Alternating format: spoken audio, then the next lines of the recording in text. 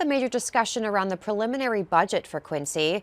Comptroller Sherry Ray says revenues for this current year are at $55 million, and they're anticipating it falling to just below $50 million for fiscal year 2024, which starts in May.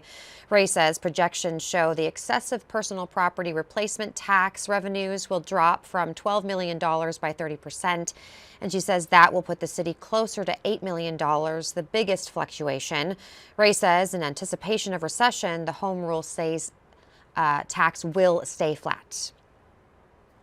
Purchase tax, that's the home rule tax. The good part of, I guess the positive piece of that is years ago, such a small piece of that was used for general operations. And now our plan is to put 50% of that revenue into the capital projects. That's streets, sidewalks, alleys. Those are the things I think that residents want to see.